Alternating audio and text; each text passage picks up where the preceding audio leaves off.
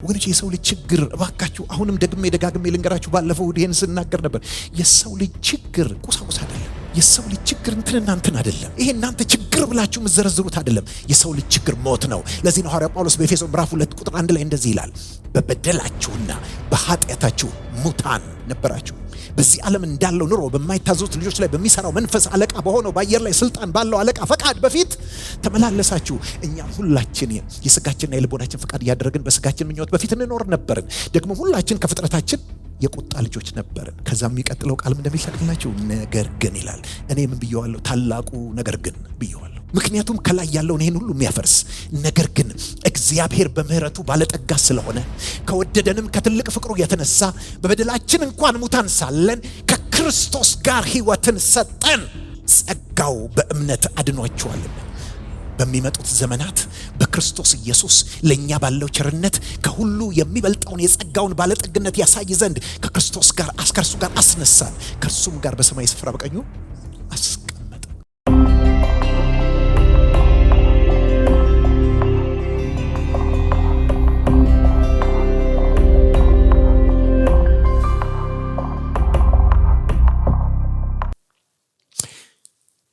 አውጥታችሁ ከሆነ ሐዋርያት ሥራ ምዕራፍ 4 ቁጥር 33 ላይ ቆመን እናነባዋለን።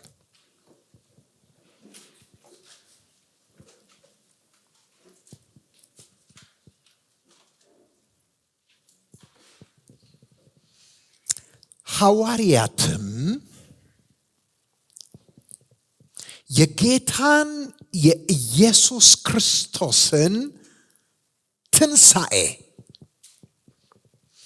በታላቅ ኃይል ይመሰክሩ ነበር። በሁሉም ላይ ታላቅ ጸጋ ነበረባቸው። ሃሌሉያ! በሁሉም ላይ ታላቅ ጸጋ ነበረባቸው። ሐዋርያትም የጌታን የኢየሱስ ክርስቶስን ትንሣኤ በታላቅ ኃይል ይመሰክሩ ነበር። በሁሉም ላይ ታላቅ ጸጋ ነበረባቸው። እንጸልያለን። ሁሉን የምትገዛ የዘላለም አምላክ ጻድቅና ቅዱስ እግዚአብሔር አምላካችን አባታችን ሆይ እናመሰግናለን። ክብር፣ ምስጋና፣ ታላቅነት ሁሉ ለስምህ ይሁን። ጌታ ሆይ ከምን ጊዜውም ይልቅ ታስፈልገናለህ። we are desperate። ጌታ ሆይ ያላንተ አንችልም፣ ያላንተ አይሆንልንም። እባክህን በብርሃንህና በመድኃኒትህና በኃይልህና በክብርህና ቃልህ ይገለጥ። በጥንት ዘመን እንደነበረው እንዲሁ ይገለጥ። በቃልህ ጎብኘን፣ በመንፈስህ ጎብኘን። በኢየሱስ ክርስቶስ ስም አሜን።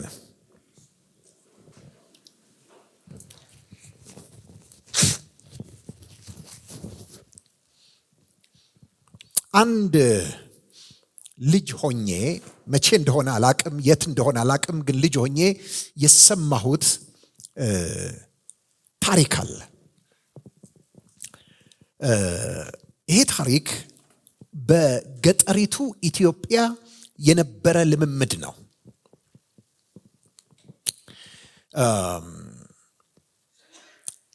በጥንት ዘመን የገጠር ሰዎች አንዳንዴ ክፉ አውሬ ያስቸግራቸዋል። ወደ በረት እየመጣ ከበረት መንጋዎችን ይወስዳል፣ በጎችን ይወስዳል፣ እንትኖችን ይወስዳል፣ ያስቸግራቸዋል። ስለዚህ ለመግደል ከሚጠቀሙባቸው መንገዶች አንዱ በሬ ሲታረድ ወይም ሲሞት ይሄ ጭንቅላቱ ይቀር የለ ቀንዱን ይወስዱና ይቀቅሉታል። ሙክክ እስኪል ድረስ ይቀቅሉታል። ቀንድ በባህሪው ሲቀቀል እንደ ልፋጭ ነገር ይሆናል፣ ዝልግልግ ይሆናል እና በዚያን ጊዜ አውሬው በሚመጣበት አቅጣጫ ወይም አቅራቢያ ያንን ያስቀምጡታል፣ የተቀቀለውን ቀንድ። እና ምንድነው የሚሆነው ብዬ ለማወቅ ጓጓ ነበር። አውሬው ያንን ቀንድ ሲያይ ስጋ እንደሆነ ነው የሚመስለው። በጥርሱ ቴስት ያደርገዋል፣ ሲያየው ስጋ ነገር ነው። ስለዚህ ይበላዋል፣ አላምጦ ይውጠዋል። ከዛ በኋላ ግን እየቆየ ሲሄድ ቀንድ በባህሪው ሲቀቀል እንደ ስጋ ይሆንና እየቀዘቀዘ ሲሄድ ግን ተመልሶ ይነሳል፣ ተመልሶ ቀንድ ይሆናል፣ ይቆማል፣ ቀጥ ይላል። ስለዚህ አውሬው ስጋ አገኘው ብሎ ከበላ በኋላ ከዋጠ በኋላ እየቆየ ሆዱን ይነፈዋል፣ ይወጥረዋል፣ ይወጋዋል። መጨረሻ ላይ ሆዱን ይቀደዋል እና አውሬው ሆዱ ተቀዶ ይሞታል። እኔ በልጅነቴ ይሄን የሰማሁት። በኋላ ግን በጌታ በኢየሱስ ክርስቶስ ካመንኩና ወንጌል ከገባኝ በኋላ በተለይ ኢየሱስ ክርስቶስ ትንሣኤ ከገባኝ በኋላ ወገኖቼ ይሄ ነገር ፍንትው አለልኝ። እግዚአብሔር ሰይጣን የሚባለውን ክፉ አውሬ፣ ሞት የሚባለውን ክፉ አውሬ፣ ሲኦል የሚባለውን ክፉ አውሬ ውጦ ውጦ ውጦ የማይጠግብ ለካ ለመግደል የተጠቀመበት መንገድ ተመሳሳይ ነው። ኢየሱስ ክርስቶስ ስጋ ለብሶ መጣ።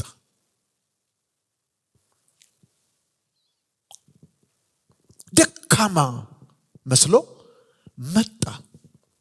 ከዚያም ደግሞ ታልፎ ተሰጠ። ስለዚህ ወገኖቼ ሰይጣን፣ ሞት፣ ሲኦል ይሄንን እድል በቃ ለመጠቀም ፈለጉ። ይሄን በመስቀል ላይ የደከመውን ኢየሱስን እስኪሞት ጠበቁ። ከዛ በኋላ ግን ሲኦል አፏን ከፍታ ምን አደረገችው? ዋጠችው። ወገኖቼ ሲኦል ምን እንደዋጠች ያወቀችው ነገር የለም። ስጋ እንደሆነ ነው የገባት። ነገር ግን እየቆየ ይጎረብጣት ጀመር። ይባስ ብሎ በሶስተኛው ቀን ቀንዱ ቀዝቀዝ ሲለው ተነሳ። አሜን። ስለዚህ የሲኦልን ሆድ ቀዶ ወጣ። አሜን። ኢየሱስ ክርስቶስ ወገኖቼ ሞትን አሸንፎ ተነሳ።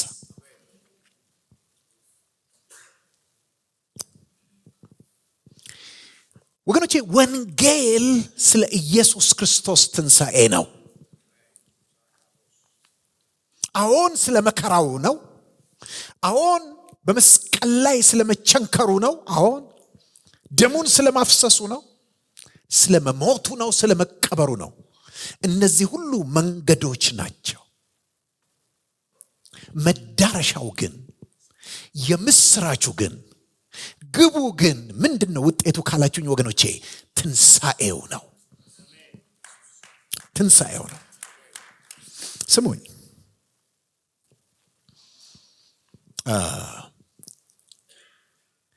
የጌታ የኢየሱስ ክርስቶስ ሞት በፍጹም ሚስጥር አይደለም።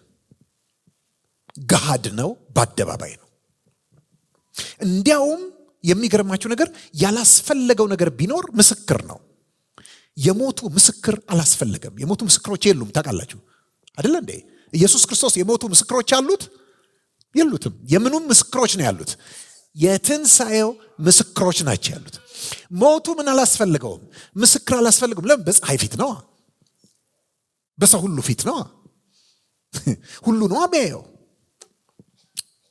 ፈሪሳውያኑ፣ ሰዱቃውያኑ፣ የካህናት አለቆች፣ ሽማግሌዎች፣ የሮማ ወታደሮች ሁሉ ነው የሚያየው። በዛ ያለፈ ያገደመ ሁሉ ያየዋል። ስለዚህ ሞቱ ገሃድ ነው፣ ምስክር አላስፈለገው። ነገር ግን ትንሣኤው ምን አስፈልጎታል?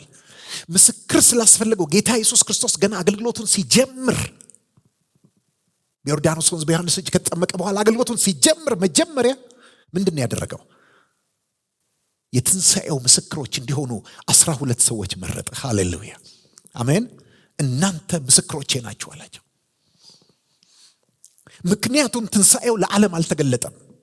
ጥቂት ጊዜ አለ፣ ከዚህ በኋላ ዓለም አያየኝም፣ እናንተ ግን ታዩኛላችሁ። ሃሌሉያ ታዩኛላችሁ አለ። ስለዚህ የሚያዩት ጥቂቶች ነበሩ።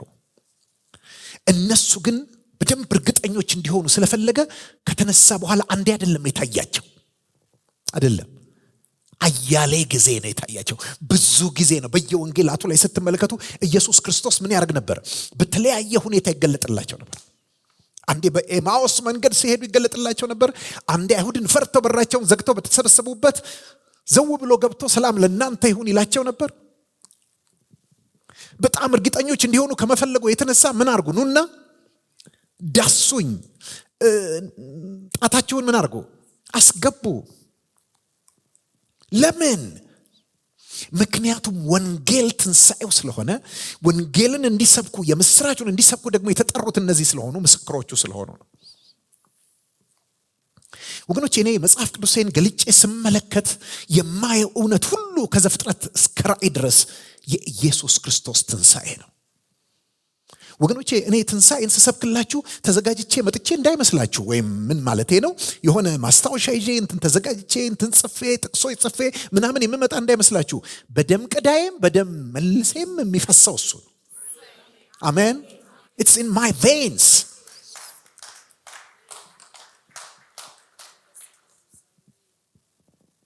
ወገኖቼ ይሄ በእናንተ ውስጥ እንዲሆን ነው የምፈልገው።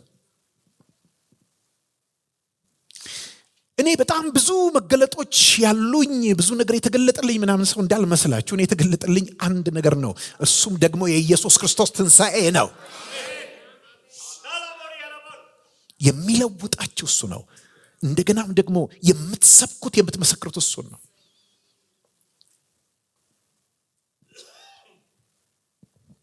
እስቲ ዛሬ ባለችኝ ጥቂት ጊዜ እስቲ እንደው መጽሐፍ ቅዱስ ውስጥ እየተሯሯጥን ትንሣኤውን እንመልከት። ወገኖቼ ወደ ዘፍጥረት ወደ ምዕራፍ 3 ወደ ሰው ልጅ ውድቀት ስወስዳችሁ አንድ ነገር በጣም ያሳዝነኛል። ምንድን ነው ካላችሁኝ፣ በዘፍጥረት ምዕራፍ 3 ላይ የተከሰተውን የሰው ልጅ ውድቀት ጥልቀቱን አናቀውም። የውድቀታችንን ጥልቀት ካላወቅን የድነታችንን ምጥቀት ማወቅ አንችልም። ወይም ደግሞ ውድቀታችን ምን ያህል ጥልቅ እንደሆነ ምን ያህል አዘቅት ውስጥ እንደገባን ካላወቅን ኢየሱስ ክርስቶስ ከምን ውስጥ እንዳወጣን ወዴትም እንዳመጣን ልኩን ማወቅ አንችልም። በደህንነታችን ማንደነቀው ለምን እንደሆነ ታውቃላችሁ? ከምን እንደወጣን ስለማናውቅ ነው። አናውቅም። የውድቀት ታሪክ ሁላችሁም እንግዲህ ከሰንበት ትምህርት ጀምሮ ህፃናት እናስተምር የለ? የውድቀት ታሪክ ሁልጊዜ ሲነገር ለመንገር እንኳን አይመችም እና ደግሞ በጣም ቀላል ተራ አይሆንባቸው። እግዚአብሔር አትብላ ያለውን ዛፍ ፍሬ በልቶ እና እንደው አስባችሁ ታጣቁም አይደል? እግዚአብሔርን ፈርታችሁ ዝም አላችሁ እንጂ አትብላ የተባለውን ዛፍ ፍሬ በልቶ ይሄ ሁሉ ጣጣ መጣ ሲባል አንፌር ይሆንብናል፣ ያንስብናል። እንዴት ናችሁ እናንተ? አያንስባችሁ? አንድ ፍሬ በመብላት ይሄ ሁሉ ጣጣ ዓለም ላይ ያለው የሰው ልጅ ሰቆቃ ምን ይሄ ሁሉ ከመዋል ወገኖቼ በደንብ ስላልተረዳ ነው። የሰው ልጅ ውድቀት እጅግ በጣም ጥልቅ ነው። በመሰረቱ ዘፍጥረት ምዕራፍ 3 ላይ ሄዳችሁ የተከሰተውን ነገር ብትመለከቱ ወገኖቼ ሰው ለመጀመሪያ ጊዜ ዲክሌሬሽን ኦፍ ኢንዲፔንደንስ ያወጀበት ነው። ምን ማለት እንደሆነ ይሄ ቢገባችሁ ደስ ይለኛል። ዲክሌሬሽን ኦፍ ኢንዲፔንደንስ ይሄ ቃል በጣም የሚታወቀው አሜሪካን ሀገር ውስጥ ነው። አሜሪካን ሀገር በ17 ምናምን አካባቢ የብሪቲሽ መንግስት አሜሪካን ይገዛ በነበረበት ጊዜ ሪቮሉሽነሪስ ወይም ጆርጅ ዋሽንግተን ተነሱ። ከዛ በኋላ ተዋጉ። የእንግሊዝን ጦር ተዋጉ። አሜሪካ ላይ አሸነፉ። ከዛ በኋላ ከእንግሊዝ ተገንጠለናል፣ እንግሊዝ ከዚህ በኋላ ምን አታረገንም፣ አትገዛንም ብለው አወጁ። ዲክሌሬሽን ኦፍ ኢንዲፔንደንስ ይባላል። ወገኖቼ ሰው ከእግዚአብሔር ነው የተገነጠለው። ከእግዚአብሔር ነው ነፃ የወጣው። ከዚህ በኋላ ማን አያስፈልገኝም ነው ያለው። እግዚአብሔር አያስፈልገኝም፣ እኔ ራሴ መልካሙንም ክፉንም ምን አረጋለሁ፣ አውቃለሁ፣ ደነግጋለሁ፣ በይናለሁ። እግዚአብሔር አያስፈልገኝም። አሁን ብዙ ጊዜ የለኝም ይሄን በደንብ ለመተንተን፣ ግን አንድ ነገር ላሳያችሁ። ሰው ምንድነው የሆነው ብትሉኝ፣ በዛን ጊዜ የሆነ ነገር ነው የሆነው። የሆነ ነገር ምንም ዲስክራይብ ላደርገው ማልችለው የሆነ አውሬ ነው የሆነው። እኔ የራሴ እግዚአብሔር ነኝ አለ። እግዚአብሔር ማለት አዳም ከመልካምና ክፉን በማወቅ ከኛ አንዳንዱ ሆነ። አላቅሙ፣ አለችሎቱ፣ አለብቃቱ ሰው የማይችለውን ነገር ወሰደ፣ የማይችለውን ነገር ተሸከመ። ልብ በሉ፣ ከዚህ ዛፍ ፍሬ በበላ ጊዜ ሞትን ትሞታለህ፣ እገልሃለሁ አላለውም እግዚአብሔር። ነገር ግን ያ ድርጊት ይገልሃል፣ ሞትን ትሞታለህ። ስለዚህ ሰው እጅግ በጣም ከባድ ውድቀት ውስጥ ነው የገባው። ኦኬ፣ ግን አንድ ተመልከቱ። ሰው በኃጢአት ከመውደቁ በፊት ማን ኃጢአትን ሰርቷል? ሰይጣን አይደል እንዴ? ሉሲፈር። ሰይጣንና ምኑ መላእክቱ ምን ሆነዋል? ተጥለዋል። በምን ምክንያት? በኃጢአት ምክንያት። ሰውስ በኃጢአት ምክንያት። ምንድነው ልዩነቱ? በደንብ ስሙኝ፣ በጣም ኢምፖርታንት ነገር ነው።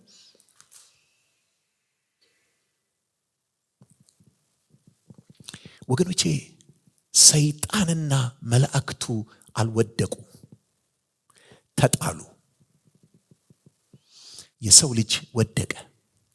በጣም ትልቅ ልዩነት አላቸው። ሰው ምን ሆነ? እስቲ በሉት፣ ምን ሆነ? ሰይጣንስ ተጣለ። ልዩነቱን ላሳያችሁ ወገኖቼ። ሰይጣን በሆነ በተለየ ኃጢአት አይደለም የወደቀው። ሰይጣን በኃጢአት ነው የወደቀው፣ ሰውም በኃጢአት ነው የወደቀው። ግን ልዩነት አለ። ልዩነቱ ምንድነው? ሰይጣን ወይም መንፈስ ስለሆነ ወይም ደግሞ መላእክቱ መናፍስት ስለሆኑ አይሞቱም አይደል እንዴ? ሰይጣን ሆነው ምን ይሆናሉ? ይኖራሉ።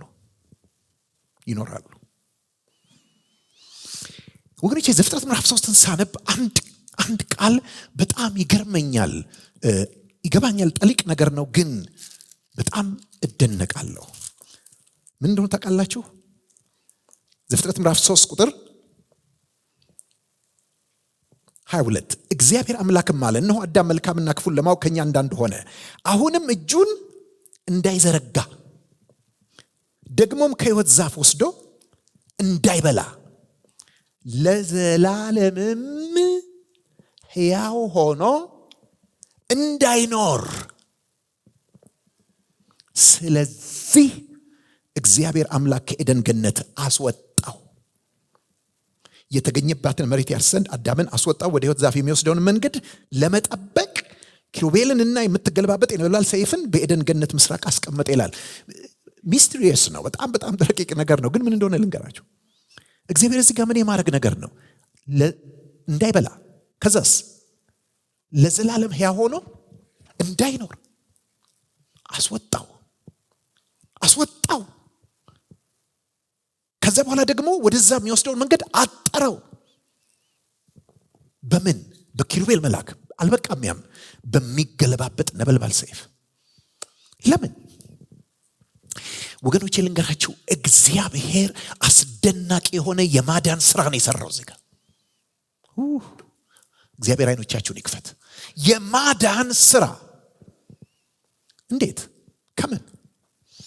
ወገኖቼ ቅድም ብያችኋለሁ፣ ሰው መልካምና ክፉን የሚያሳውቀው ዛፍ ፍሬ ከበላ በኋላ፣ ከእግዚአብሔር ነፃ ከወጣ በኋላ፣ የራሱ አምላክ ከሆነ በኋላ፣ ሰው ኢንዲፔንደንት ከሆነ በኋላ፣ ከተገነጠለ በኋላ ከእግዚአብሔር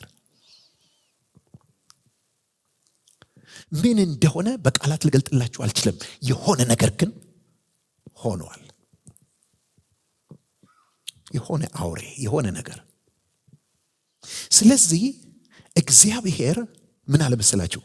በዚህ አስከፊ፣ አስፈሪ፣ አስጠሊ ሁኔታው ማንነቱ ቢሄድና መልካምና ክፉን ከምታሳውቀው ዛፍ ወስዶ ቢበላ እንዲሁ እንዳለ ለዘላለም ምን ይሆናል? ይኖራል።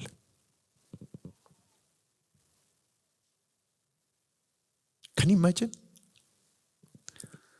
ለምሳሌ የሆነ አጋንንት ነገር ሆኖ ከሆነ አጋንንት ሆኖ ምን ይሆናል? ይኖራል። ስለዚህ እግዚአብሔር ነው፣ እኔ ሰውን የፈጠርኩት በመልኬና በምሳሌ ነው። ሰውን የፈጠርኩት ለክብር ነው። ሰውን የፈጠርኩት ልጄን እንዲመስል ነው። ሰውን የፈጠርኩት ከኔ ጋር ህብረት እንዲያደርግ ነው። ሰውን የፈጠርኩት እንዲገዛ ነው፣ እንዲበዛ ነው። ስለዚህ በፍጹም በእንደዚህ አይነት ሁኔታ ለዘላለም መኖር የለበትም ብሎ እንደዚያ ከመሆን እግዚአብሔር ምን እንዳደረገው ታውቃላችሁ? አስወጣው፣ አጠረ፣ ዘጋ። ለዘላለም ሕያው ሆኖ እንዳይኖር ምን ማለት መስላችሁ? እንዲሞት። ወገኖች አንድ ነገር ልንገራችሁ፣ ሞት ቤዛነት ነው፣ ሪደምፕሽን ነው። እግዚአብሔር በምን እንደተቤዠው ታውቃላችሁ? በሞት። ስለዚህ እግዚአብሔር ተመልከቱ ምን አለ? አፈር ነህና ወደ አፈር ትመለሳለህ አለ። እግዚአብሔር ሰው በዛ ሁኔታ ለዘላለም እንዲኖር አልፈለገም።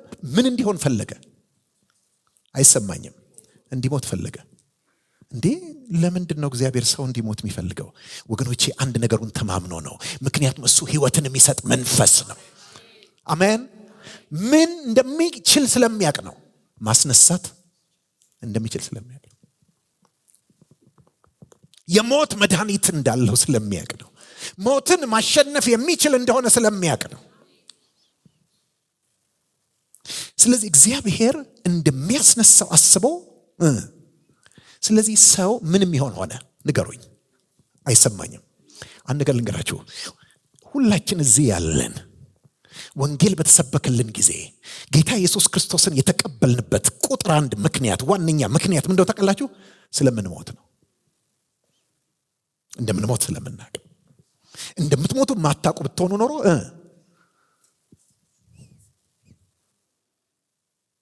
እንኳን የምሞተው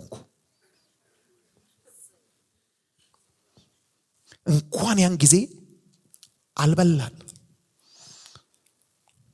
ወገኖች ያን ነገር ልጅ ለዚህ ነው ቅድም ሰው ምን ሆነ? ሰው በኃጢአት ምን ሆነ? ሰይጣንስ ተጣለ። ምን ማለት መሰላችሁ? ለሰይጣን የድነት መንገድ የለውም።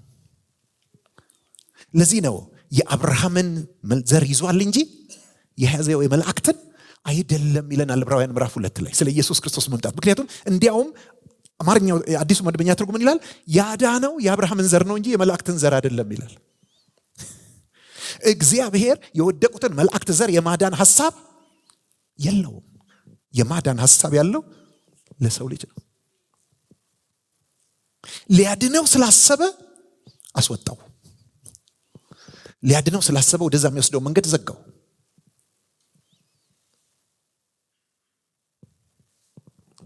ዛሬ ሰዎች ወንጌል ስንሰብክ የሚቀበሉን ለምን ነው ታውቃላችሁ? ሁሉም ከፊታቸው የተጋረጠ ነገር አለ።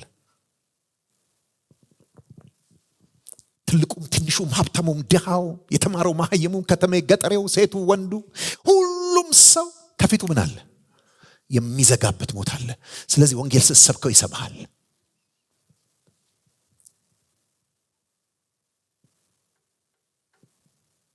ሁሉ ይቀበላል ማለት አይደለም።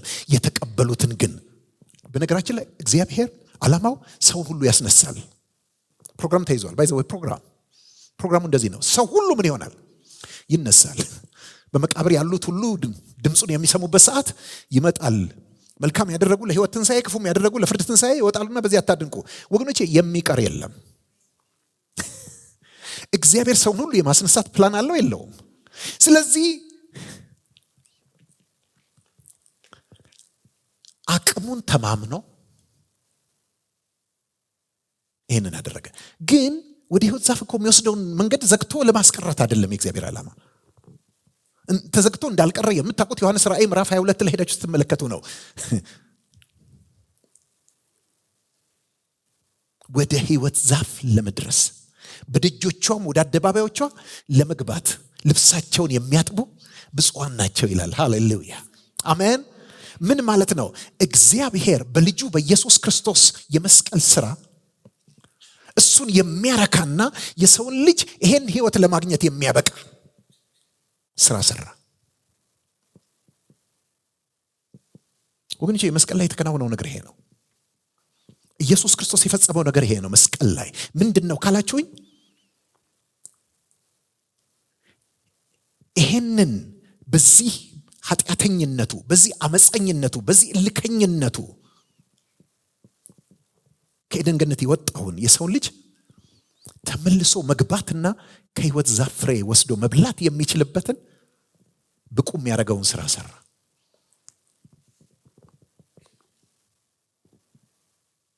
ለዚህ ነው በዕብራውያን ምዕራፍ 10 ላይ እንግዲህ በመረቀልን በአዲስና በሕያው መንገድ ወደ ቅድስተ ቅዱሳን በኢየሱስ ክርስቶስ ደም በመጋረጃው ማለትም በስጋው ለመግባት ድፍረት ስላለን። ሃሌሉያ። ስለዚህ እግዚአብሔር ምን ሰጠን? አሁን በክርስቶስ የመስቀል ስራ ድፍረት ሰጠን የመግባት። የነበልባል ሰይፉ አለ ወይ? አዎ አለ፣ ግን አይነካንም። አሜን። ኪሩቤል መላእክቶች አሉ ወይ? ነገር ግን አይቀስፉንም። ሰተት ብለን ምን እናደርጋለን? እንገባለን። ገብተናል። ደግሞ በእርሱ ስራ በአንድ መንፈስ ሁላችን ወደ አብ መግባት አለን ይላል። አሁን ሕይወት አግኝተናል። ለምን? ደሙ አነጻን። ወገኖች አሁን አዲስ ኔቸር ተሰጥቶናል። ሃሌሉያ። የቀድሞ ተፈጥሮ አይደለም፣ አዲስ ተፈጥሮ ተሰጥቶናል። ለዚህ ነው ለእውነት በሚሆኑ ጽድቅና ቅድስና እንደ እግዚአብሔር ምሳሌ የተፈጠረውን አዲሱን ሰው ምን አድርጉት ይላል? ልበሱት ይላል። ለዚህ ነው አሮጌውን ሰው ከነስራው ገፋችሁታልና እውቀትንም ለማግኘት የሚታደሰውን የፈጠረውን ይመስል ዘንድ እውቀትን ለማግኘት የሚታደሰውን አዲሱን ሰው ምን አድርጋችሁታል? ለብሳችሁት ይላል። ለዚህ ነው ኤፌሶን ምዕራፍ 2 ቁጥር 10 ላይ ሄዳችሁ ስትመለከቱ እግዚአብሔር በክርስቶስ ኢየሱስ ያዘጋጀውን መልካም አስቀድሞ ያዘጋጀውን መልካሙን ስራ ለማድረግ በክርስቶስ ተፈጠርን ይላል። ወገኖች እግዚአብሔር አዲስ ፍጥረት ካደረገን በኋላ ሕይወትን ሰጠን። አሁን ለዘላለም ሕያው ሆነን እንኖራለን። አሜን። ለዘላለም ሕያው ሆነን ምንኖረው ግን የሆነ አውሬ ሆነን ሳይሆን፣ የሆነ አመፀኛ ሆነን ሳይሆን፣ የሆነ ነገር ሆነን ሳይሆን ወገኖቼ ልጁን መስለን ነው። አሜን። ስለዚህ እግዚአብሔር አንድ ነገር ልንገራችሁ።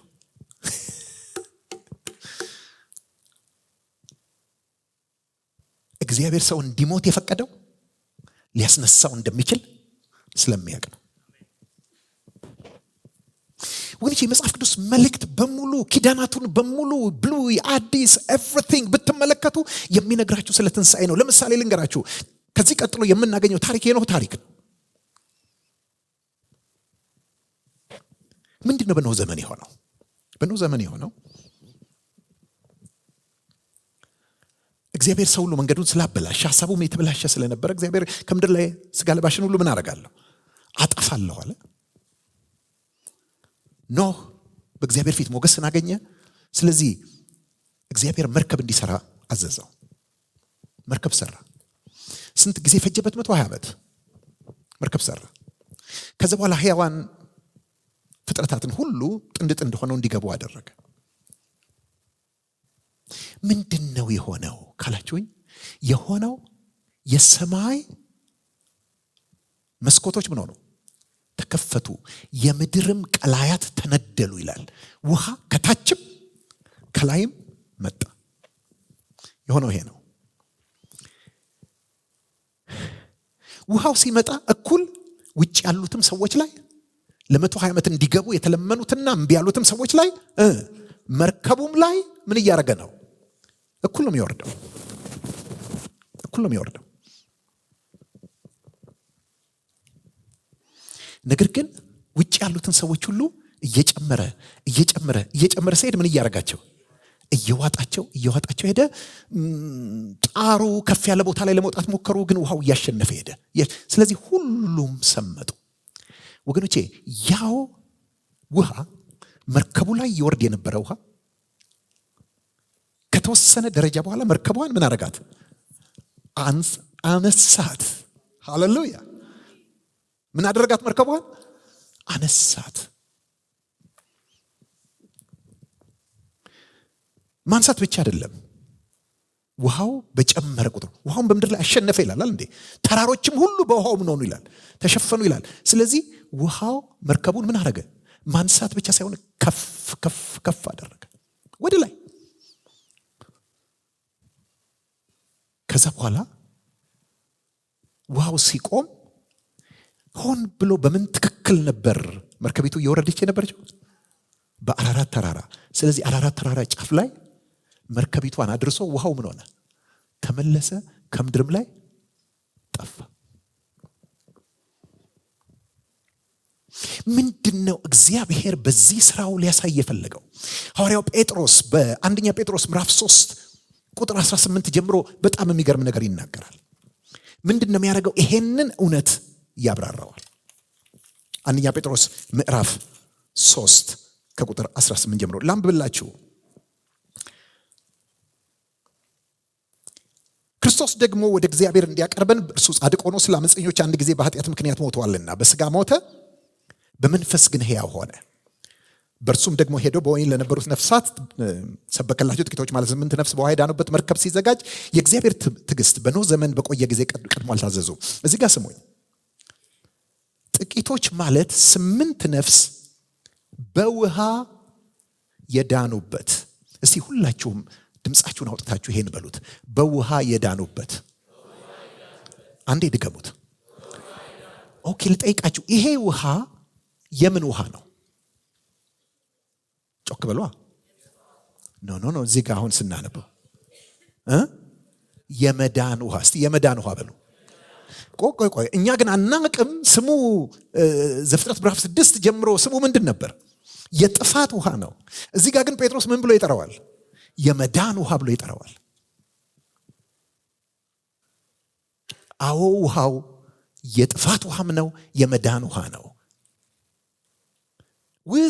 ውጪ ለነበሩት ሁሉ የምን ውሃ ነው? የጥፋት ውሃ ነው። ውስጥ ለገቡትስ የመዳን ውሃ ነው። ከዚያ ክፉ ዓለም ምን አድርጓቸዋል? አድኗቸዋል። 8 ነፍስ በውሃ የዳኑበት መርከብ ሲዘጋጅ የእግዚአብሔር ትዕግስት በኖህ ዘመን በቆየ ጊዜ ቀድሞ አልታዘዙም። ይህም ውሃ ደግሞ ማለት ጥምቀት ምሳሌ ሆኖ አሁን ያድነናል። ምን ያደርገናል ወገኖች? ያድነናል ነው የሚለው። በጥምቀት ተመስሎ መጥቶ ምን ያደርገናል? ይሄ ውሃ የትኛው? በኖህ ዘመን የነበረው ውሃ ምን ያደርገናል? ያድነናል። የሰውነትን እድፍ ማስወገድ አይደለም፣ ለእግዚአብሔር የበጎ ሕሊና ልመና ነው እንጂ። ይህም በኢየሱስ ክርስቶስ ትንሣኤ ነው። እርሱም መላእክትና ስልጣናት ኃይላትም ከተገዙለት በኋላ ወደ ሰማይ ሄዶ በእግዚአብሔር ቀኝ አለ። ወገኖቼ መርከቢቱ ከስልጣናት ከተራሮች ሁሉ በላይ ከፍ እንዳለች ኢየሱስ ክርስቶስ ከሙታን ከተነሳ በኋላ ከስልጣናት ከኃይላት ከጌትነት ሁሉ በላይ ከፍ ብሎ በሰማያት በግርማው ቀኝ ምን ሆነ? ተቀመጠ። መርከቢቷም ከተራሮች ሁሉ በላይ ከፍ ብላ በአራራት ተራራ ላይ ምን ሆነች? ተቀመጠች። ምንድነው የሆነው ካላችሁኝ ወገኖቼ? ትንሣኤ ነው የሆነው። እያንዳንዱ መርከብ ውስጥ የገቡት ሰዎች እኮ በየግላቸው አይደለም የተነሱት። መርከቢቷ ናት የተነሳቸው። ነገር ግን መርከቢቷ ስትነሳ ተነሱ። መርከቢቷ ከፍ ከፍ ስትል ከፍ ከፍ አሉ። መርከቢቱ ተራሮችን ሁሉ ታላላቅ ተራሮችን ስትበልጥ ስታልፍ ምን ሆነች? አብረው ከፍ ከፍ አሉ። መርከቢቱ በአራራት ተራራ ጫፍ ስትቀመጥ አብረው ተቀመጡ። ወገኖቼ እኔና እናንተ ኢየሱስ ክርስቶስ ያ ሁሉ መከራ ዶፍ ሲወርድበት፣ ያ ሁሉ ስቃይ በመስቀል ላይ ሲቀበል፣ የመከራ ቀላያት ተነድለው፣ የመከራ መስኮቶች ተከፍተው መከራ ወርዶበት ሲሞት ሲቀበር፣ ልክ ውሃው መርከቢቱ መጀመሪያ እንደቀበራት፣ ከዛ በኋላ ግን መርከቢቱ እንደተነሳች ኢየሱስ ክርስቶስ ከሙታን ምን ሆነ? ሃሌሉያ! ሲነሳ እኛ ሁሉ አብረን ምን ሆነን? ተነሳን። ከዛስ ከ40 ቀን በኋላ እያዩት ወደ ሰማይ ምን አረገ? አረገ። ከፍ ከፍ አለ። ከፍ ከፍ ሲል እኛም አብረን ነው ምን አለን? ከፍ ከፍ አለን። ሄዶም በሰማያት በግርማው ቀኝ ሲቀመጥ እኛም ከእርሱ ጋር ምን ሆነን? ተቀመጥን። ለዚህ ነው ሐዋርያው ጳውሎስ በኤፌሶን ምዕራፍ 2 ላይ በጣም በሚያስደንቅ ሁኔታ ከእርሱ ጋር አስነሳን፣ ከእርሱም ጋር በሰማይ ስፍራ በቀኙ አስቀመጠን ይላል። ወገኖች እኔና እናንተ ማናችንም ሰማይ አልሄድንም። ማናችንም በሰማይ ስፍራ በቀኙ በአካል አልተቀመጥንም። ነገር ግን መድኃኒታችን ኢየሱስ ክርስቶስ ዛሬ በመንፈሱ በእኛ ውስጥ ያለው ጌታ እሱ ግን በሰማያት ተቀምጧል። ከሱ የተነሳ ተቀምጠናል።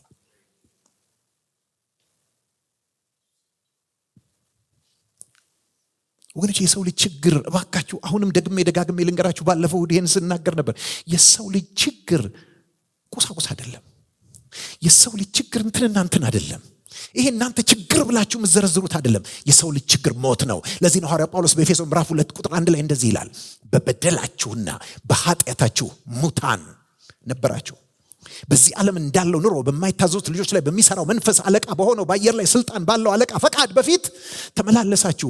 እኛም ሁላችን የስጋችንና የልቦናችን ፈቃድ እያደረግን በስጋችን ምኞት በፊት እንኖር ነበርን። ደግሞ ሁላችን ከፍጥረታችን የቁጣ ልጆች ነበርን። ከዛ የሚቀጥለው ቃልም እንደሚል ታውቃላችሁ። ነገር ግን ይላል። እኔ ምን ብየዋለሁ? ታላቁ ነገር ግን ብየዋለሁ። ሃሌሉያ! እስቲ ጮክ ብላችሁ ነገር ግን በሉ። ይሄ ነገር ግን ከነገር ግኖች ሁሉ የተለየ ነገር ግን ነው። ብዙ ነገር ግኖች አሉ። ይሄ ነገር ግን ልዩ ነው። ታላቁ ነገር ግን ምክንያቱም ከላይ ያለውን ይሄን ሁሉ የሚያፈርስ ነገር ግን እግዚአብሔር በምህረቱ ባለጠጋ ስለሆነ ከወደደንም ከትልቅ ፍቅሩ የተነሳ በበደላችን እንኳን ሙታን ሳለን ከክርስቶስ ጋር ሕይወትን ሰጠን። ጸጋው በእምነት አድኗችኋልና በሚመጡት ዘመናት በክርስቶስ ኢየሱስ ለኛ ባለው ቸርነት ከሁሉ የሚበልጠውን የጸጋውን ባለጠግነት ያሳይ ዘንድ ከክርስቶስ ጋር ከእርሱ ጋር አስነሳን፣ ከእርሱም ጋር በሰማይ ስፍራ በቀኙ አስቀመጠን።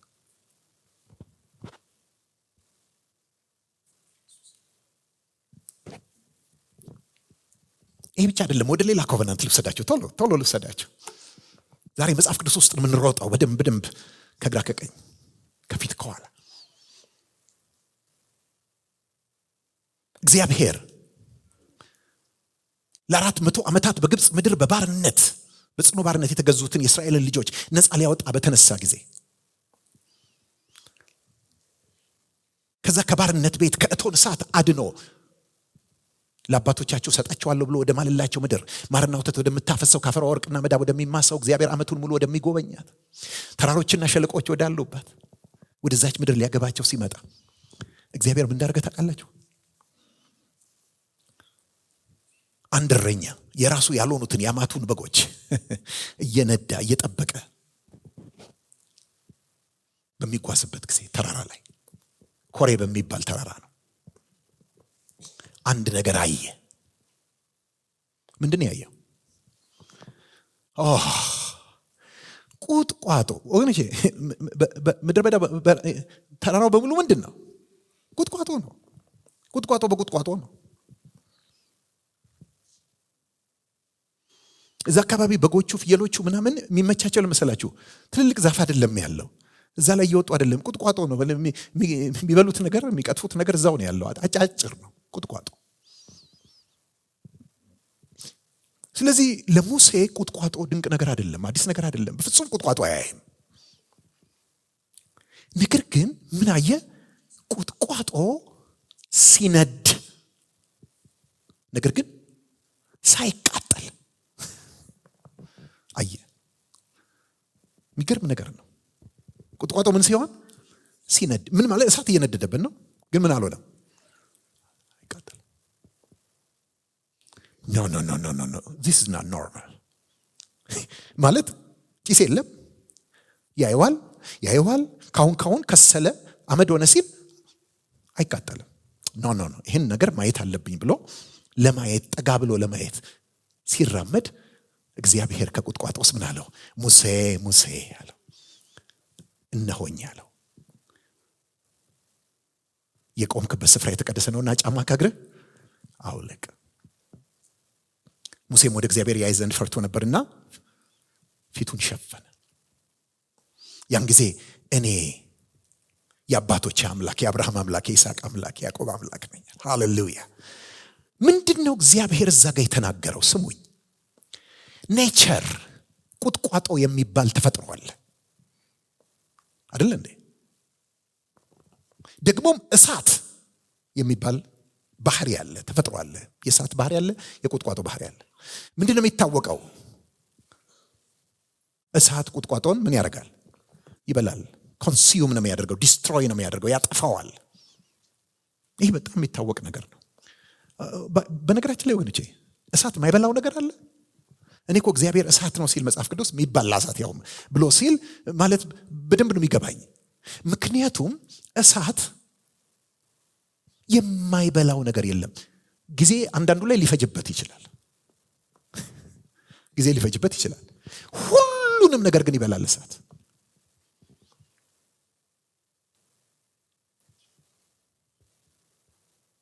ትዊን ታወርስ ኒውዮርክ መሃል የነበሩት እነዛ ትዊን ታወርሶች እንዴት ኮላፕስ እና እንዴት እንደወደቁ ታውቃላችሁ አይደል እንዴ? ምክንያቱም ሆን ብለው ነው። ነዳጅ ያለበት አይሮፕላን ነው ይዘው የገቡት። ገና መነሳቱ ነው፣ ሙሉ ታንክ ነው፣ ተቀጣጠለ። የሚገርማችሁ ነገር የመጀመሪያው የገባው በደንብ ስሙኝ፣ የገባው የመጀመሪያው አይሮፕላን የገባው አንደኛው ታወር ነው። ከፍ ብሎ ነው የገባው፣ ቶሎ አልወደቀም። ሁለተኛው ግን መጥቶ ቆይቶ የገባው ዝቅ ብሎ ነው ህንፃው ላይ፣ ሁለተኛው ታወር ላይ። ወገኖች ቀድሞ ኮላፕስ ያደረገው ሁለተኛው ነው።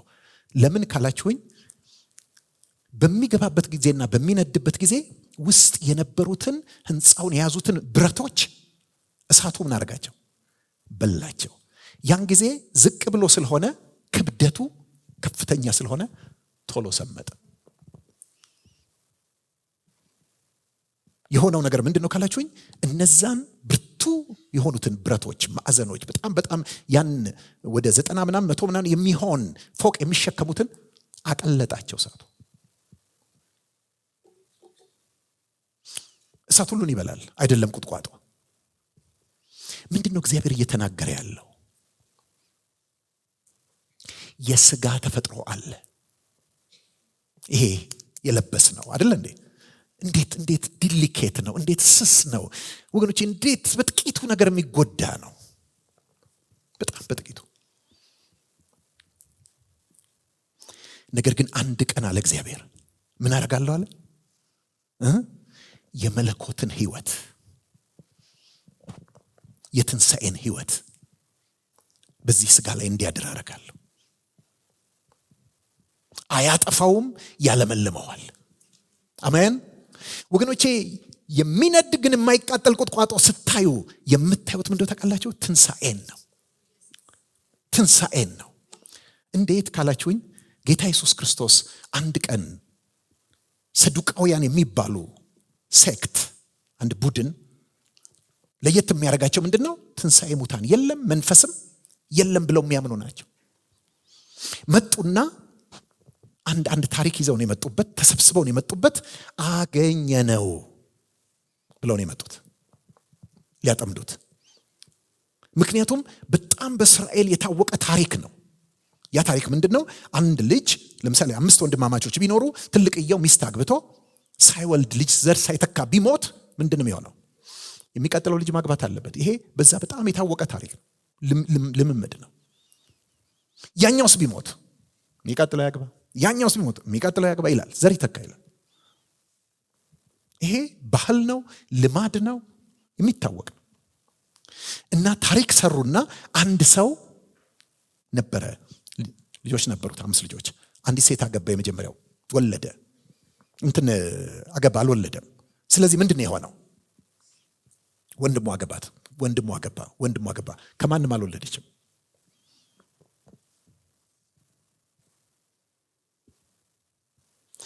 ትንሣኤ ሙታን አለ ብለህ ካልክ በትንሣኤ ቀን እቺ ሴት ለማለት ትሆን ነው የሚነሱ ከሆነ።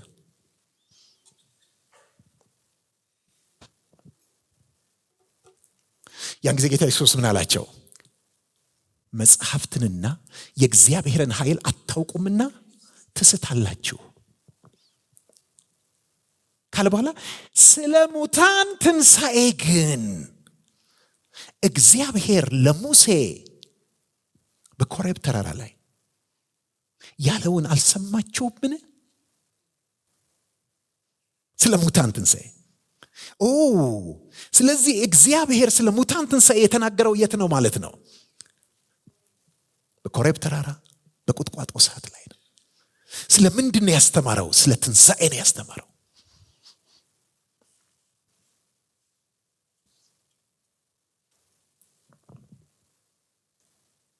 ቀጥሎ የሚገርም ነገር ነው ያለው። ምንድን ነው ያለው እግዚአብሔር እዛ ጋር?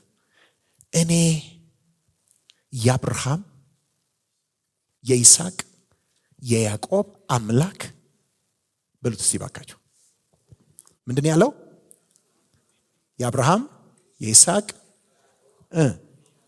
አምላክ። እስቲ ጮክ ብላችሁ በሉት። ምንድን ነኝ?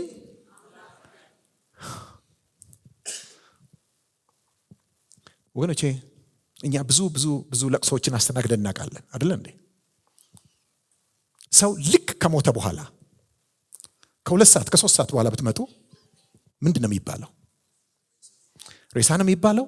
በዛ ላይ ደግሞ ጓደኛዬ የሞተው ምንህ ነው ሲባል እስቲ ንገሩኝ። ጓደኛዬ አይገርማችሁም? ማንም ሰው ጓደኛዬ ነው አይልም። ጓደኛዬ ነበረ ይላል። 2 ሰዓት ጥሩ ሰው ደግ ሰው ነበረ። ሁሉ ነገር ምን ይሆናል? ነበረ ይሆናል። ወገኖች እግዚአብሔር አብርሃም ከሞተ ከ400 ዓመት በኋላ፣ ይስሐቅ ከሞተ ከ300 ዓመት በኋላ፣ ያዕቆብ ከሞተ ከ200 ዓመት በኋላ መጣና ምንድን ነው ያለው? የአብርሃም የይስሐቅ የያዕቆብ አምላክ ነኝ። ነበርኩ አላለም። አሜን። ነኝ። መቼ? አሁንም። ምን እያረጉ ነው? እያመለኩኝ ነው። ስለዚህ የሕያዋን አምላክ ነው እንጂ የሙታን አምላክ አይደለም። በዚህ ስም መጠራት የፈለገው ለምንድን ነው? ምክንያቱም እያመለኩኝ ነው አሉ። ደግሞ እንደዚህ ሆነው አይቀሩም። አንድ ቀን ምን ይሆናሉ?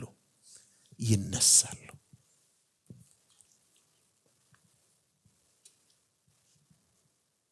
ወገኖቼ የአብርሃምን ታሪክ ስትመለከቱ እኛ በብዙ አይነት መንገድ ልንተረጉመው ሞክረናል። ብዙ ስንሰበከው ኖረናል። ነገር ግን የአብርሃም ታሪክ አንድ ነው። እግዚአብሔር ጠራው። ልብ ብላችሁ ስሙኝ። ሲጠራው አብርሃምን ምንድን ነው ያደረገው? ሚስቱ መካን ናት። ስለዚህ ልጅ የለው። ግን የሰጠው ተስፋ ምንድን ነው? ዘርህን እንደዚህ እንደምታየው የሰማይ ከዋክብትና እንደ ባህር ዳር አሸዋ ምን አድርገዋለሁ? አበዛዋለሁ አለው። ግን ምን የለም? ወፍ የለም። እሷ መካን ናት። ከዛ በኋላ እግዚአብሔር ይሄንን አለና ዞር አለ። ቢጠብቁ ምንም የለም። ከዛ ዘመኑ እየገፋ ሄደና አንድ ቀን ቁጭ ብለው ተማከሩ። በደንብ ስሙኝ ወገኖቼ፣ ተማከሩ። ምን የተማከሩት? እኔ ኦልሬዲ መካን ነኝ ድሮ፣ አንተ ግን የመውለድ አቅም ሊኖርህ ይችላል። ግን አሁን ምን እየሆንክ ነው? እያረጀህ ነው፣ እየሸመገልክ ነው። ስለዚህ እችም ያለች ነገር ሳታልቅ፣ እቺ ጭላንጭል ሳጠፋ ልጅ መወለድ አለበት። ስለዚህ ወደ አጋር ግባ ብላለችው።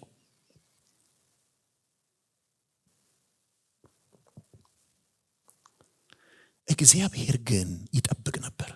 ምን እንደሚጠብቅ ልንገራችሁ። ሁለቱም ክሊኒካሊ ዴድ እስኪሆኑ ድረስ ይጠብቅ ነበር። ማለትም ከመውለድ አንጻር ሁለቱም ስጋቸው ሙት እስኪሆን ድረስ ይጠብቅ ነበር። ብዙ ጊዜ አልገባንም። እግዚአብሔር የማታ ማታ ይመጣል፣ ከመሸም ይመጣል። ለአብርሃም ለሳራ በርጅናዋ ልጅ ሰጣት ምናምን ታሪክ ውስጥ ይመስለናል። ታሪክ ውስጥ አይደለም። ሐዋርያው ጳውሎስ ሮሜ ምዕራፍ 4 ላይ እንደዚህ ብሎ ይነግረናል።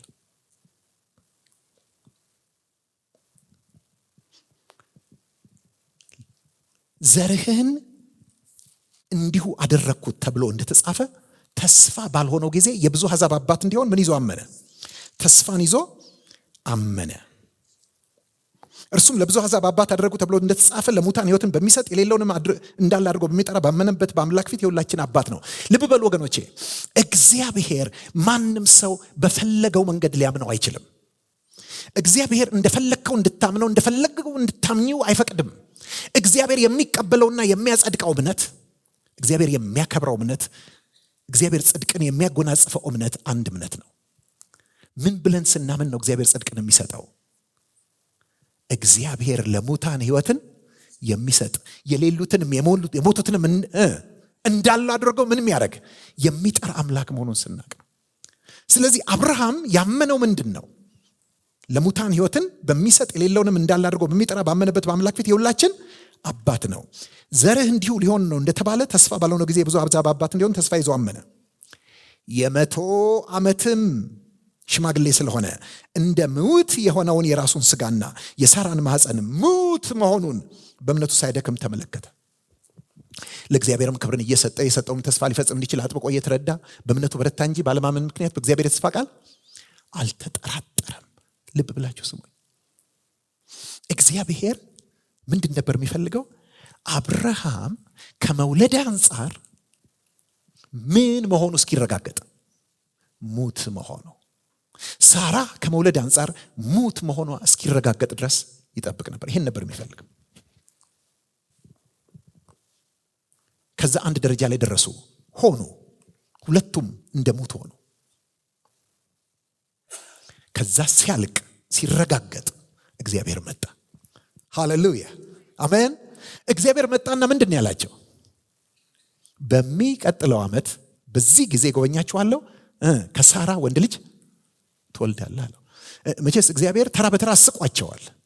አንድ ቀን አብርሃምን ለብቻው፣ ከዛ በኋላ ደግሞ ሳራን አንድ ላይ አስቋቸዋል። ሁለቱ ሲስቁ ነው የኖሩት። ለምን? እግዚአብሔር ይሄ has a sense of humor። እግዚአብሔር ሴንስ ኦፍ ሂውመር አለው። እግዚአብሔር ያስቃል። አሳቃቸው። ምክንያቱም እነዚህ ሰዎች እንደ ሙት ናቸው። ኦኬ፣ እግዚአብሔር ይሄን ብሎ በሄደበት ምሽት ምንድን የሆነው ብትሉኝ፣ ትንሽዬ ትንሣኤ ተካሄደ። ሚኒ ሪዘራክሽን። ይገባችኋል ባለ ምን ማለት ነው? የአብርሃም የውስጥ ሰውነት ከመውለድ ጋር የተያያዙ እጢዎች፣ ከመውለድ ጋር የተያያዙ የደም ስሮች፣ ከመውለድ ጋር የተያያዙ ግላንዶች ምናምኖች ሁሉ እንደገና ሪቫይቭ አረጉ። አሜን። ወጣት ወጠምሻ ምንም በቃ እግዚአብሔር ያንን ተናግሮ ከሄደ በኋላ የሳራ ከመውለድ ጋር የተያያዙ ለፕሮክሬሽን፣ ለፕሬግናንሲ፣ ለምናምን የሚሆኑ ነገሮች ሁሉ ከላይ እስከታች የኮረዳ ሆኑ በቃ ተለወ። ሙቀት በሙቀት። ሃሌሉያ አሜን። 100 ዓመቱ ሰውዬ ተጋጋለ። God has a sense of humor። እግዚአብሔር ያስቃል። አሜን። እግዚአብሔር ያስቃል።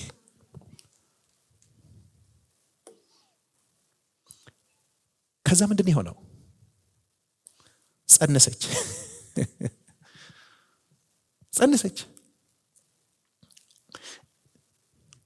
ተካሄደ ፕሬግናንሲው በደንብ። ስጋ ምን ሆነ? ተነሳ። የሞቱ ስጋዎች ምን ሆኑ? ተነሱ። ወገኖቼ ጉዳዩ የአብርሃም ታሪክ በአጠቃላይ የትንሣኤ ታሪክ ነው። የአብርሃም እምነት የሚባለው ራሱ ስሙ የትንሣኤ እምነት ነው። በደንብ ስሙኝ።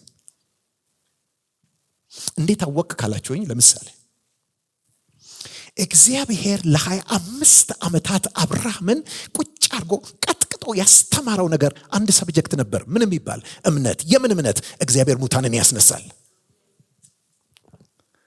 ወገኖች እግዚአብሔር ጥሩ አስተማሪ ነው። ከጥሩ አስተማሪዎች ባህሪ መገለጫ አንዱ ምን እንደው ታውቃላችሁ? ፈተና ሲያወጣ ካስተማረው ውጪ ያወጣ አይደል እንዴ? ፈተና ካስተማረው ነው የሚያወጣው። ስለዚህ እግዚአብሔር ይስሐቅ 40 ዓመት ምናምን ገደማ ሲሆነው ዘፍጥረት ምዕራፍ 22 ላይ ወደ አብርሃም መጣና አብርሃም ሆይ አለው። እነሆኝ አለ። በሱ ዘር ይጠራል ያልኩት የምትወደውን አንድ ልጅህን ይስሐቅን ይዘህ እኔ ወደ ማሳይ ተራራ ውጣ። በዚያ ምን አርግልኝ? አይሰማኝም ሰዋልኝ አለው። ባጭር ቃል ገደለው ማለት ነው አይደል እንዴ? ምክንያቱም በግ እንዴት እንደሚሰዋ ያውቃል። መጀመሪያ ይታረዳል፣ ቆዳ ይገፈፋል አይደል እንዴ? ከዛ በኋላ ይበለታል። ከዛ በኋላ መሰዊያ ላይ እንጨቱ ላይ ይደረደራል። ከዛ እሳት ይለቀቃል። ከዛ አመድ። አብርሃም ይሄን ሲያደርግ ነው የኖረው። ኤክስፐርት ነው የመስዋዕት። ሰዋልኝ አለው። ወገኖች አንዳንድ ሰዎች ምን ይላሉ መሰላችሁ? አንዳንድ ፊልሞች አይታችሁ እንደሆነ ተሰርተዋል እንደዚህ አይነት እንትኖች። አብርሃም በቃ በጣም ተጨንቆ ከንትን ጋር እየተላተመ ግድግዳውን በቦክስ እየመታ እግዚአብሔር ሆይ እንዴት አንድ ልጄን በስተርጅና የሰጠኸኝን እንዴት ምናምን ይላሉ። ኖ እሱ ውሸት ነው። አብርሃም ምንም አላለም፣ አልቸገረውም። አብርሃም ሄዶ ለሳራ አልነገራትም። አንዳንዶች ምን ይላሉ? ለሳራ ያልነገራት የእናት አንጀት አይችልም ብሎ ነው ምናምን ይላሉ። ወገኖች አብርሃም ለሳራ ያልነገራት የእናት አንጀት አይችልም ብሎ ሳይሆን ይዞት እንደሚመለስ ስለሚያውቅ ነው። ይዞት እንደሚመለስ ያውቅ ነበር።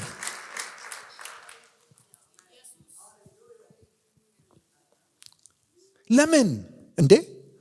ዶክትሬቱን የሰራው በምንድን ነው? አብርሃም ፒኤችዲውን በምን እምነት ስፔሻላይዝ ያደረገው በምንድን ነው? በሉታ ባካቸው በትንሣኤ እምነት ነው ስፔሻላይዝ ያደረገው። ለሱ ምንም ጨዋታ ነው። እግዚአብሔር ያስነሳል፣ ምንም ችግር የለበትም። ስለዚህ ይዞ ሄደ። ሎሌዎችን አስከትሎ ልጁን ይዞ ሰዓት ይዞ እንጨት ይዞ ርብራብ ይዞ ምናምን አስከተለ መጣና ከዛ በኋላ እንዳይረብሹት ነው መሰለኝ ሎሌዎቹን እዚህ ከአህዮቹ ጋር ምን አድርጎ ቆዩ፣ እኔና ልጄ በዚህ ተራራ ሰግደን እንመለሳለን አለ። እየዋሻ አይደለም፣ ከልቡ ነው። ከዛ በኋላ ልጁን ይዞ ወደ ተራራ ወጣ አይደል እንዴ? ሲወጣ ጠየቀው፣ አባ ልማድህ ሁልጊዜ ለመስዋዕት ስትወጣ እንጨትና እሳት ብቻ አይደለም ቢላዋ ብቻ አይደለም የምትይዘው፣ በግም ትይዛለህ። የታለ የመስዋዕቱ በግ አለው። እግዚአብሔር ያዘጋጃል። ይዞ ሄደ። ወገኖቼ ልጁን አሰረ፣ ርብራቡ ላይ ያጋደመ። ቆይ በአሁን ዘመን ቢሆን ይሄ ሰውዬ ነቅሏል አልነቅልም ማለት እንዴ? ቻይልድ ምንድነው እንትን እኮ አለ አይደል? የእናቶች የቤተሰብ ምናምን ጥበቃ ሚኒስቴር ምናምን ብዙ ነገር እኮ አለ ማለት ሂውማን ራይት ብዙ ነገር ልንል እንችላለን። ወገኖች ይሄ ሰውዬ ጤነኛ አይደለም፣ አደገኛ ሰው ነው። ልጁን ምን ሊያደርግ ነው? ሊያርድ ነው። ግን ወገኖች እሱ አስተሳሰቡ ተቀይሯል። እንዴት ካላችሁኝ ዕብራውያን ምዕራፍ 11 ላይ ስለ አብርሃም እምነት ሲናገር እንደዚህ ይላል። አብርሃም የተባለው በተፈተነ ጊዜ ይስሐቅን በእምነት አቀረበ፣ በእርሱ ዘር ይጠራልሃል የተባለለትን በእምነት አቀረበ። እግዚአብሔር ከሙታን እንኳ ሊያስነሳው እንደሚችል አስቧልና።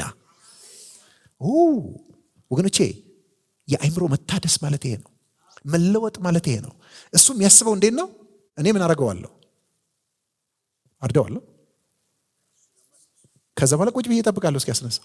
ከዛ ልጄን ይዤ እሄዳለሁ። ምን አይነት እምነት ነው? የምን እምነት ነው ይሄ? የትንሣኤ እምነት። ወገኖች እግዚአብሔር ለአብርሃም ዲፕሎማውን እዛው ተራራ ላይ የሰጠው። እኔን እንደምትፈራ አሁን አወቅኳለሁ። ከዛ ፊት ምንድን ነበር የሚፈራው? ሞትን። አብርሃም በምን እንደሚታወቀው? ሞት በመፍራት። እግዚአብሔር አምጥቶ ከነአን ምድር እኮ አስቀምጦት ይህን ምድር ለአንተና ለዘር እሰጣለሁ ከዚህ እንዳትነቃነቅ ሲለው ትንሽ ቆይቶ ረሃብ ሲመጣ ከረሃብ ቀጥሎ ምንድን ነው? ሞት ነው። ስለዚህ ወደ ግብፅ።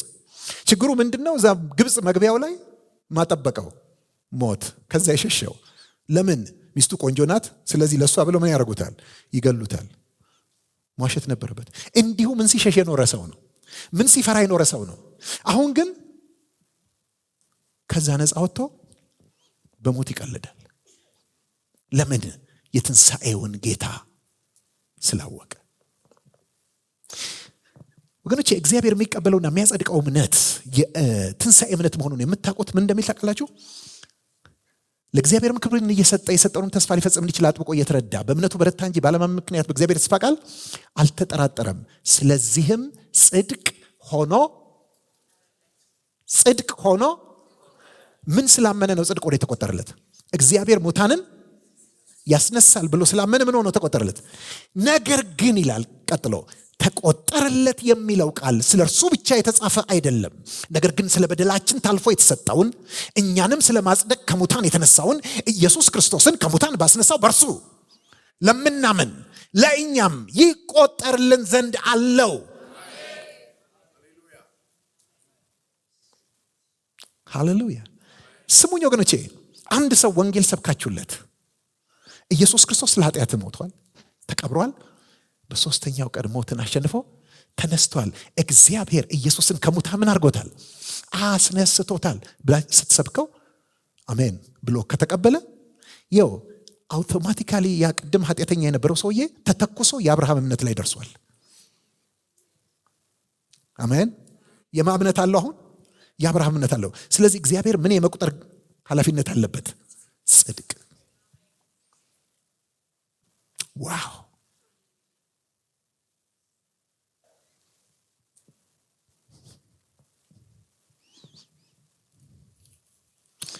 ወገኖቼ መጽሐፉ ስለ ትንሣኤ ነው። መልእክቱ ትንሣኤ ነው። ተስፋው ትንሣኤ ነው። ይህን ልንገራችሁና ወደ መጨረሻ እመጣለሁ። ሐዋርያት ሥራ ምዕራፍ 13 ላይ ያለውን ነግራችሁና ጨርሳለሁ።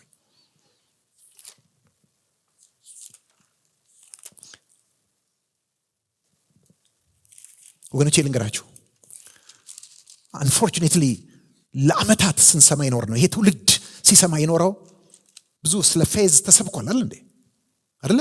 በምድራችን ላይ አልተሰበከም ፌዝ። ከረጅም ዓመት በፊት ነው አንድ የማውቀው ልጅ ነው ስለ ፌዝ ተምሮ አንድ ቀን አገኘኝና ፌዝ ላይ ነው ያለሁት አለኝ። ምን አልኩት? በቃ እንትን አድርጉት፣ አስቡት፣ ሳሉት፣ አሰላስሉት፣ ተቀበሉት ምናምን ተለተለ ጊታር ጌታ እንደሚሰጠኝ ፌዝ ላይ ነው ያለሁት አለኝ። አንተ እውነትም ፌዝ ላይ ነው ያለኸው፣ ግን በአማርኛ ነው አልኩት።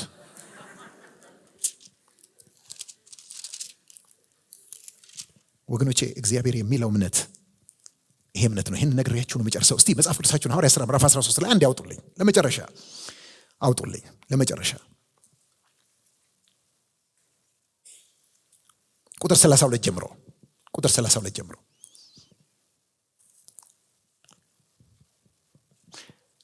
እኛም ለአባቶች የተሰጠውን ተስፋ የምስራቹን ለእናንተ እንሰብካለን።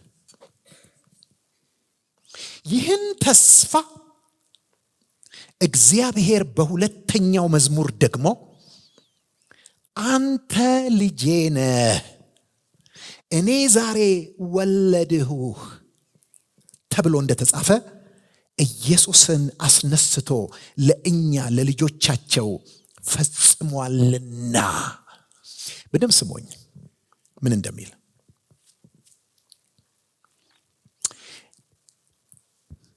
መዝሙር 2 የምታውቁት መዝሙር ነው አይደል እንዴ? አዘብ ለምን አግሮመረሙ ወገኖች፣ ስለምን ከንቱ ነገር ተናገሩ፣ በእግዚአብሔርና በቀባው ላይ ተነሱ፣ ኑ ማሰሪያቸውን በጥስ ምናምን አሉ። እግዚአብሔር ሳቀባቸው። ከዛ በኋላ ግን እኔ ግን ምን አለ? ንጉሴን ሾምሁ አለ። ማን ነው ባይ? አብ ነው የሚለው። ብዙ ጊዜ እኛ የሚመስለን እኛ የምንል ነው አይደል?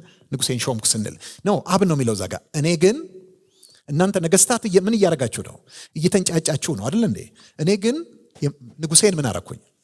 ሾምኩ በተቀደሰው ተራራዬ በጽዮን ላይ። መሲሁን ነው፣ ኢየሱስን ነው። ከዛ ደግሞ እሱ ይቀበልና መሲሁ ምን ይላል? እግዚአብሔር አለኝ ይላል። አንተ ልጄ ነህ እኔ ዛሬ ወለድኩ፣ ለምነኝ አሕዛብን ለርስት የምድርም ዳርቻ ለግዛትህ እሰጣለሁ። ይሄ እግዚአብሔርና መሲሁ የሚነጋገሩት ነው። አብና ወልድ የሚነጋገሩት ነው። ይሄ ምንድነው ይለናል ሐዋርያ ጳውሎስ በዚህ ስፍራ ላይ ሲሰብክ፣ እግዚአብሔር ለአባቶቻችን የሰጠው ተስፋ ነው። ምን የሚል? አንተ ልጄ ነህ፣ እኔ ዛሬ ወለድሁህ የሚል ተስፋ። እንዴት ነው ይሄ ተስፋ ሊሆን የሚችለው? ኦኬ፣ ይሄ ተስፋ ሆኖ ሲጠበቅ ኖሯል። ነገር ግን ይህንን ተስፋ እግዚአብሔር ኢየሱስን ምን አድርጎ?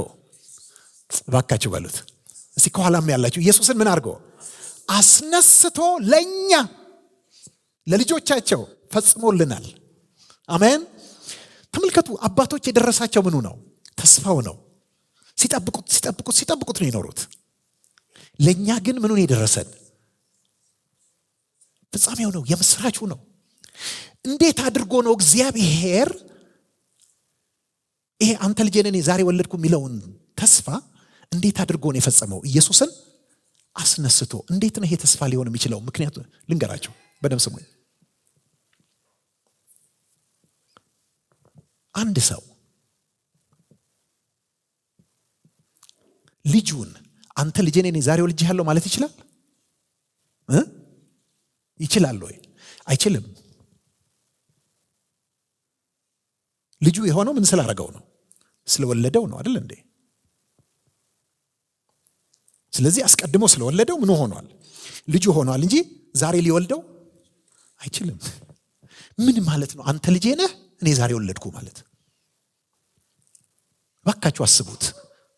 ማንም አባት ልጁን ስለወለድኩ ልጄ ነህ ማለት ይችላል እንጂ ልጄ ነበርክ በፊትም ግን ዛሬ ወለድኩ ማለት አይችልም። ምክንያቱም ልንገራችሁ፣ የሆነው እንደዚህ ነው።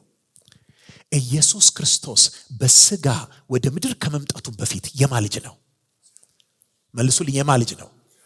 የማ ልጅ ነው? የእግዚአብሔር ልጅ ነው። ግን የእግዚአብሔር ልጅ የሆነው በመለኮታዊ ባህሪው ነው እንጂ ተወልዶ አይደለም። እንደ ሰው ተወልዶ አይደለም። ካለመኖር ወደ መኖር መጥቶ አይደለም። የባህሪ ልጁ ነው። የባህሪ ልጁ ነው። ምን ማለት ነው? ከአብ ጋር እኩል ነው። ከዘላለም የነበረ ነው። አልተቀዳደሙም። አንዱ ሌላውን አላመጣም። አንዱ ሌላውን አልፈጠረም። አይደል እንዴ? ስለዚህ ከዘላለም የነበሩ ናቸው አብና ወልድ። ግን ምን እየተባባሉ ነው የሚኖሩት? ከባህሪ የተነሳ የመጀመሪያው የሥላሴ አካል ልጄ ይለዋል። ሁለተኛው የሥላሴ አካል ደግሞ አባቴ ይለዋል። አባት ልጅ እየተባባሉ የሚኖሩት የእግዚአብሔር ልጅ ነው፣ ግን መለኮታዊ ልጅ ነው። በመወለድ አይደለም።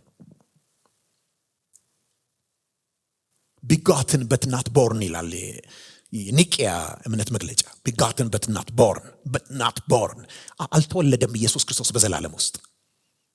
ግን ምንድን ነው? ልጅ ነው። ከዛ በኋላ መጣና የምን ልጅ ሆኖ ተወለደ? የሰው ልጅ። ተመልከቱ፣ መለኮታዊ የሆነው የእግዚአብሔር ልጅ የምን ልጅ ሆኖ ተወለደ? የሰው ልጅ ሆኖ ተወለደ። ከዛ የሰው ልጅ ሆኖ ኖረና ሞተ በመስቀል ላይ። ከዚያ ግን ሲሞት ስጋው ምን ሆነ? በስጋ ምን ሆነ? ሞተ ማለት ስጋው ሕይወት አልባ ሆነ ማለት ነው አይደል እንዴ? ከዛ በኋላ እግዚአብሔር በሶስተኛው ቀን ለስጋው ሕይወትን ሰጠና ምን አረገው? አስነሳው። ሲያስነሳው ስጋውን ምን አረገው? ወለደው። ወገኖቼ ሕይወት መውለድ ማለት ሕይወት መስጠት ማለት ነው። ወገኖቼ የኢየሱስ ክርስቶስ ስጋ በትንሣኤ ጊዜ ምን ሆነ? ተወለደ፣ ተነሳ፣ ሕይወት አገኘ። ስለዚህ አብ ምን አለ? ድሮም እኔ ነህ በጥንት ዘላለም ውስጥ ልጄ ነህ፣ ወልጄ አልነበረም፣ አሁን ዛሬ ግን ወለድኩ ብሎ ምን አደረገው? አስነሳው። ኦኬ ስሙኝ። ይሄ እንዴት ነው ለኛ የተፈጸመልን? ተስፋው ነው የምስራቸው ነው የተፈጸመልን። የተፈጸመው በምንድን ነው? እኔና እናንተ የምን ልጆች ነን? የሰው ልጆች ነን። የሰው ልጆች እንጂ የእግዚአብሔር ልጆች አይደለንም፣ አልነበርንም፣ የምንሆንበትም መንገድ አልነበረም። ነገር ግን ኢየሱስ ክርስቶስ የሰው ልጅ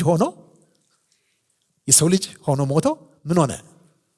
ተነሳ አይደል እንዴ? የእግዚአብሔር ልጅ ሆነ። ስለዚህ የሰው ልጅ የእግዚአብሔር ልጅ የሰው ልጅ ሆኖ ሞቶ የእግዚአብሔር ልጅ ሆኖ በመነሳቱ እኔና እናንተ የሰው ልጆች የሆንን ሁሉ የእግዚአብሔር ልጆችን መነሳት የምንችልበት በር ተከፈተልን ማለት ነው።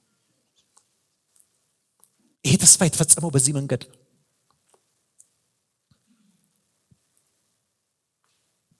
ወገኖቼ አባቶቻችን እስራኤላውያን በዘመናት ሁሉ ሲጠብቁት የኖሩት ተስፋ የተሻለ በላለው፣ የተሻለ ጠጣል፣ የተሻለ ለብሳለው አልነበረም።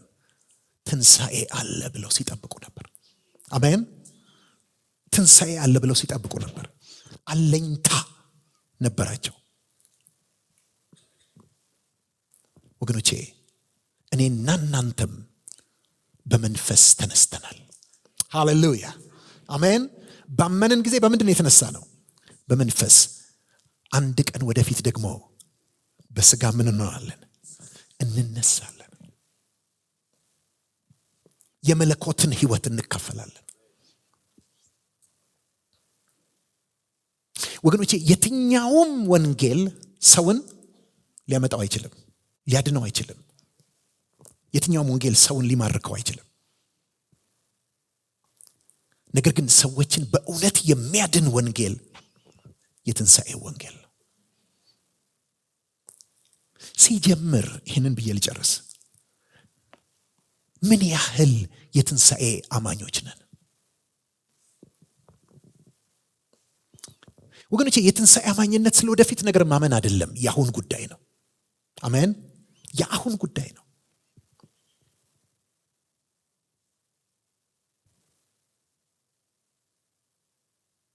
ምን ያህል አስተሳሰባችን ተለውጧል? እግዚአብሔር ሙታንን ያነሳል ብለን ምን ያህል እናስባለን? ምን ያህል ከሞት ፍርሃት ነፃ ወጥተናል? ምን ያህል ዕለት ዕለት ትንሣኤውን እንጠብቃለን?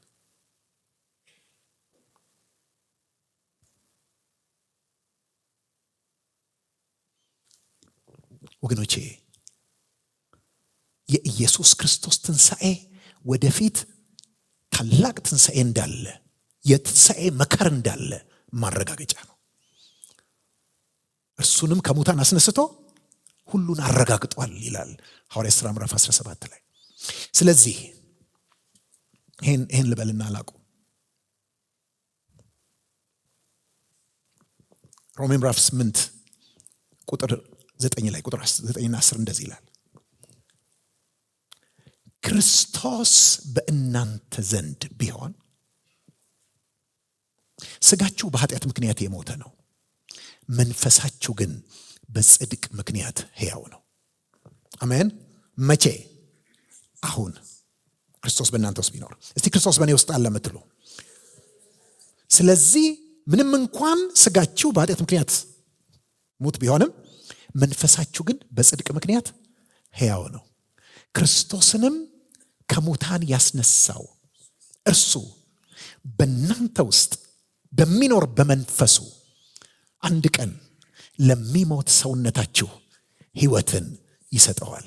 ልንገራችሁ ወገኖቼ፣ ተሸክማችሁ የምትዞሩት የትንሣኤ ኃይል ነው። አሜን። በእያንዳንዳችን ውስጥ አሁን right now የሞላው ምንድን ነው ካላችሁኝ፣ የትንሣኤ ኃይል ነው። አሁን ሰዓቱ አይደለም። ስለዚህ ምን አያረገውም? ስጋችንን አይለውጠውም። አንድ ቀን ግን መለከት ይነፋል። በቅጽበት አይንን እንለወጣለን። ሃሌሉያ አሜን። ያንቀላፉ ምን ይሆናሉ? ይነሳሉ። ምናልባት ሕያዋን ሆነን ከቆየን ደግሞ እንለወጣለን። ወገኖቼ we are God's powerhouse። አሜን። የእግዚአብሔር የኃይል ማዕከል ነን። ቆመን እንጸልያለን።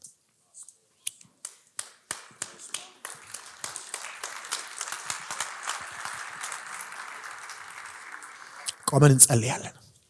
የእግዚአብሔር የኃይል ጣቢያ ነን።